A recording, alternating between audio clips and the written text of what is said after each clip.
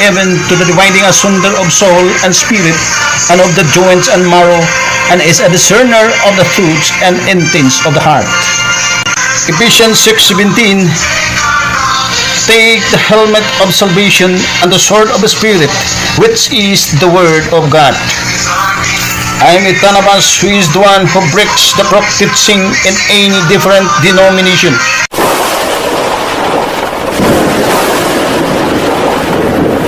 So hello mga kabradsis! Hallelujah! Good afternoon na naman. It's me again, Itanabas channel.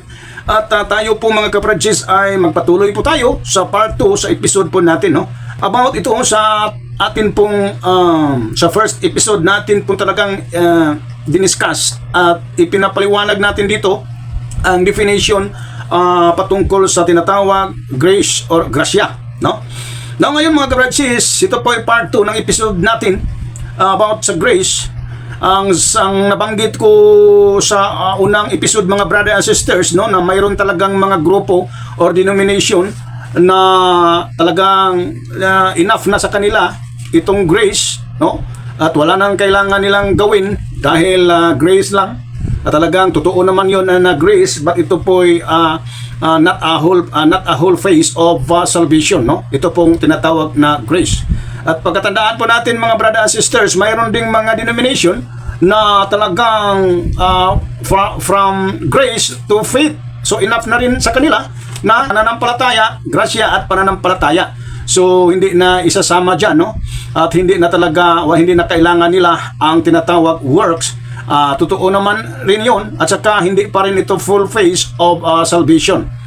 Hindi pa full face. Kailangan natin na matutunan at talagang ituon ninyo ang inyong mga puso't isipan at pangdinig, at para po tayo matuto sa mga aral na itinuturo po ni Brother Itanabas, At talagang tuturuan kayo na walang sambog, wala talagang mix na mga pandaraya, Kung ano talaga ang lead by the Holy Ghost, ayon po sa Biblia, natin po mababasa at maunawaan, at talagang tuturuan po tayo mga brother and sisters, Ang stand po talaga brother and sisters ni Itanabas, ang stand po natin dito, tayo po ay full gospel po tayo, Tayo po ay full gospel. Ito po ay pangaral, ito po ay aral na galing talaga sa mga apostoles, sa mga apostol.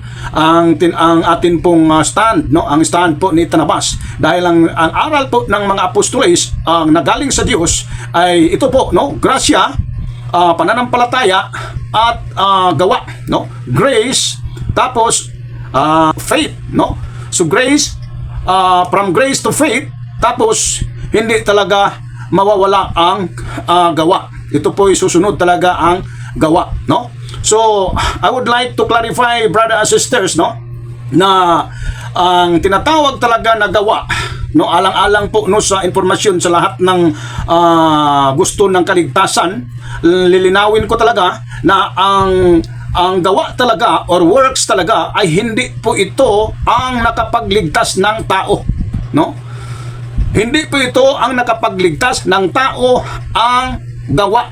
Gumagawa ka ng mabuti para maligtas, hindi yon. Hindi yon ang makapagligtas ng tao. Ano ang makapagligtas talaga ng tao? Ito po ay aral talaga ng Diyos, aral ng mga apostol, ay tayo po ay maligtas sa pamamagitan ng pananampalataya. By faith talaga, brother and sisters, tayo po ay naligtas. By faith. Sino po ang pananampalatayanan natin? Ay ito pong grace, ito pong grasya. Sinong grasya ang tinutukoy po dito? Ang ating pong Panginoong Hesus, si Jesus Christ, brother and sisters.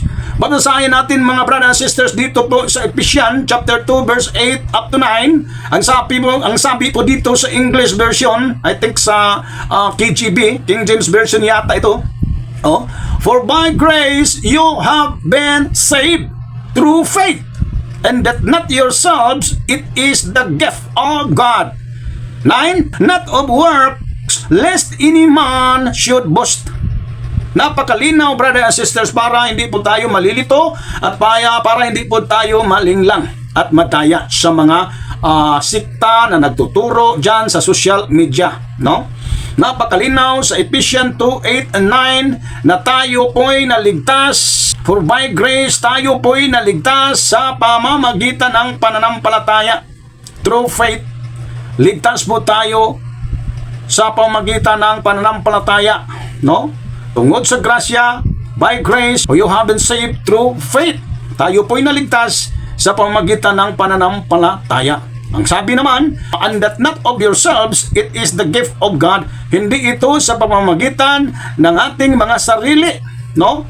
Hindi ito pa sa pamamagitan sa ginagawa ng tao. It is the gift of God. Ito po'y walang bayad na gasa na galing sa Diyos. Gasa po ito ng Diyos. Ang verse 9, not of works, lest any man should boast. Hindi ito sa pamamagitan ng gawa para walang sinumang taong makapanghambog. Kaya hindi sa pamamagitan ng works ang kaligtasan, no? So mga brothers and sisters, this passage of scripture is so clear from grace proceed to faith. No? Hindi natin makikita dito na walang ano dito. Hindi po ito nag-proceed sa tinatawag na works dito sa binabasa natin, no? Hindi po ito nag-proceed sa works. Pero, no? Hindi po natin nakikita din dito na pwede tayong mag-commit ng kasalanan. Pwede tayong magkasala. Hindi pwede. Wala po tayong nakikita dito na naligtas po tayo by faith. Tapos, by grace, we have been saved by faith. Tapos, gumawa ka pa, you have to commit a sin, yung mga pagkakasala, ay hindi yon, walang sinabi ang Biblia. So, kinaklaro po talaga ito ni St. Paul na hindi sa pamamagitan ng gawa maligtas ang tao, kundi sa pamamagitan ng pananampalataya kay Jesus, no? So, maligtas po ang tao sa pamamagitan ng gawa. Gumagawa tayo ng mabuti, o ibig sabihin, yung ginagawa ng ating Panginoon doon po sa cross, yung pagkamatay ng ating Panginoong Hesus, ay wala pa palang kabuluhan yon. Kapag sasabihin natin na maligtas po tayo sa pamamagitan ng gawa, o kailangan natin ang gawa, walang hindi kasali ang gawa sa kaligtasan. Dahil ang kaligtasan ay ito'y gawa ni Jesus, gawa po ito ng Diyos. Galing po ito ng Diyos at ito po'y gift, gasa po ito na galing sa Diyos. Now, nais ko pong i-insist sa inyo mga brothers and sisters, no? I would like to insist to you na ito pong grace, tapos faith, tapos works ang atin pong stand mga brother and sisters. Bakit kailangan nating ang gawa? Why we need works or binuhatan or gawa? Sapagkat brother and sisters, ang works or ang gawa, ito po'y to maintain our salvation. Pag tayo po'y buhay pa, hindi pwede yung sumampalataya ka lang tapos gumawa ka ng kasalanan, no? Kailangan na pagbuhay ka, no? Ito po'y talagang gagawin mo ang kung ano man ang kalooban ng Diyos to maintain our salvation, no? Tandaan po natin mga brother and sisters, dito po babasahin ko po dito sa Filipos kapitulo 2 versikulo 12, no? Ang sabi po dito sa English, sa English lang, no? Continue to work out your salvation in fear and trembling. Tandaan ninyo mga brothers and sisters, ito po ang sinabi, no? Na magpatuloy po kayong gumagawa, work out your salvation in fear and trembling. So ibig sabihin to continue to work out your salvation in fear and trembling. Mayroon pong word dito, brothers and sisters, work out. It means, ang term workout, brothers and sisters, parang tinatawag na nasa gym po itong workout, no? Physical exercise or training, or to exercise in order to improve the strength or appearance of your body. Yon talaga ang word na workout.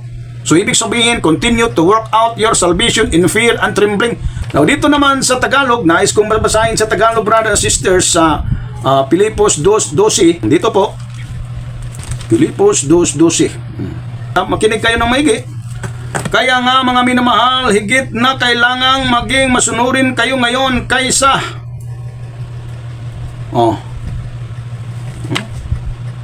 2:12. Masunurin kayo ngayon kaysa noong kasama ninyo ako. May takot at panginginig na patuloy kayo sa paggawa hanggang sa malubos ang inyong kaligtasan. Napakalinaw sa Tagalog, malubos talaga talagang pag malubos talaga ang kaligtasan. Mayroon talagang pagpatuloy sa paggawa hanggang malubos talaga ang kaligtasan. Talagang hanggat buhay pa po ang tao, kailangan talaga ang paggawa, no? Para malubos ang kaligtasan. Ito po'y totoo na ang kaligtasan ay gawa ni Jesus, gawa ng Diyos, galing sa Diyos. Ito po'y bigay, pagkaloob, gift po ito ang tinatawag salvation. Pero hindi po nananatili diyan, no? Hanggat buhay pa po ang tao, kailangan niyang hawakan itong salvation sa pamamagitan ng tinatakot at panginginig na talagang magpatuloy sa paggawa hanggang malubos ang kaligtasan. Anong bang ibig sabihin malubos ang kaligtasan, no? Na kahit ligtas ka na sa pamamagitan ng pananampalataya, ngunit yung paggawa mo ng mga mabubuti, yung kalooban ng Diyos, kapag gawa mo sa sinasabi ng Diyos sa Biblia, ito po'y paglubos, no? Talagang pagkumplito na it is a whole phase of salvation. Para talaga pag ka lang grace, ito po it is grace, it is not a full phase of salvation, it is a part of salvation, no? Tapos grace to faith, part din sa salvation, no? Pagkatapos ito pong works, ito po a whole phase of salvation. Kailangan po talaga ang tinatawag na gawa. Ang gawa, sabi na natin na hindi po ito ang nakapagligtas, sa atin ang gawa. But ito po'y kailangan na ma-whole face ang tinatawag salvation. Kailangan po ito po'y paglubos at ito po'y patunay na ikaw po'y totoong sumampalataya. Hindi pwede na from grace to faith tapos okay ka lang maggagawa ng kasalanan dyan. Dahil grace talaga, no? Naniniwala ka kay Jesus, o totoo yan na naligtas po tayo. But paano ito malubos at paano ito ma-whole face, no? Sigurado ba tayo na tayo po'y ligtas sa pamagitan ng pananampalataya? Tayo po'y sa pananampalataya sa grasya, tayo po'y naligtas. Tapos okay lang sa atin na gumagawa tayo ng mga kasalanan na ayaw ng Diyos. Anong mangyari sa araw ng paghuhukom? Anong mangyari sa Judgment Day? Baka naman ikaw po'y mapahiya. Masing tulad po tayo dyan sa Matthew 7:21 hanggang 23 na pinapalayas dahil sila po'y nag-claim na tumatawag na Panginoon. Yun talaga, mga claimers yun na sila po'y sumampalataya. Kaya lang, ang sinasabi ng Panginoon sa Matthew 7:23, alis kayo, umalis kayo, alis kayong mga layas kayo, masiglayas kayong mga gumagawa ng kasamaan. Bakit ginagawa? Bakit pinapalaya sila? Dahil gumagawa ng kasalanan, gumagawa ng kasamaan. Bagamat sila po'y nag-claim na sumampalataya sila sa Panginoon. Baka ganyan ang mangyari. Kaya huwag masyadong mga brother and sisters, no? Para sa inyong kalaman lang po ito, no? Baka na tayo po'y mapahiya sa pagdating ng panahon. Kaya habang buhay pa po tayo, ay ito po talaga susunod po talaga itong tinatawag na binuhatan, no? It is tandaan natin, no? Pagkatandaan po natin. Ito po'y paglubos. Ito ang works talaga, paglubos po ito ng kaligtasan hanggang malubos ang kaligtasan. Kasi buhay pa po tayo. Hanggat buhay po tayo, obligado po tayong gawin natin kung ano ang kalooban ng Diyos. Pagkatandaan po natin mga brother and sisters, faith alone brings salvation.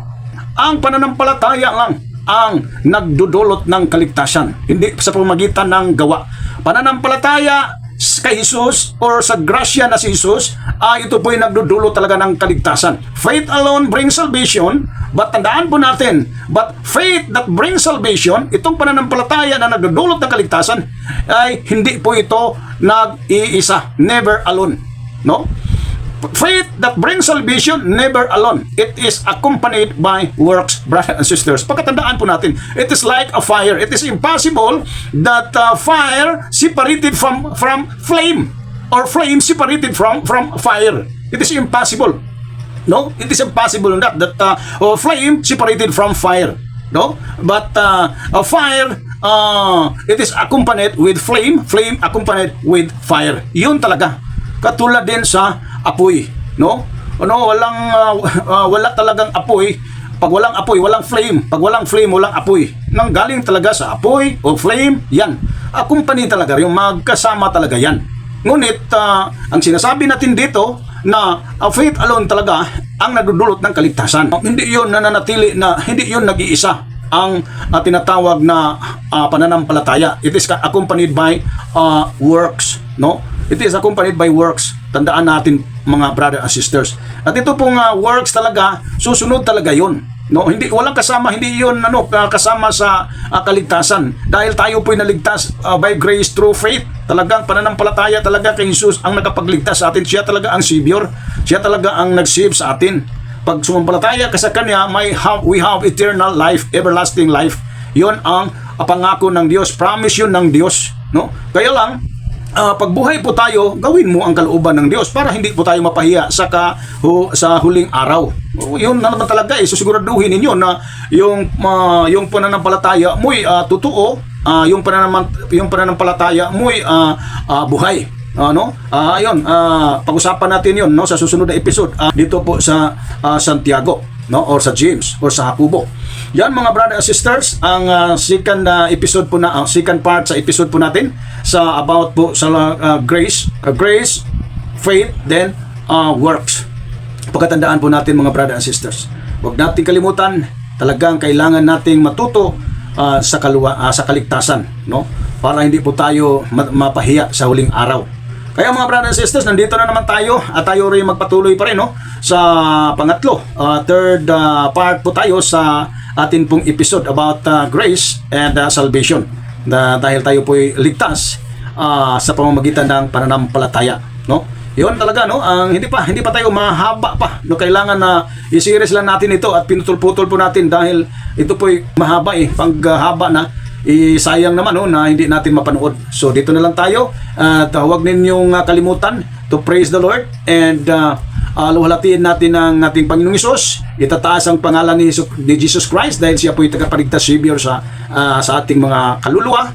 At dakila ang Diyos na siyang naglalang sa lahat ng tao, sa lahat ng makikita natin sa ating daigdig. Maraming salamat at to God all be the glory. God bless.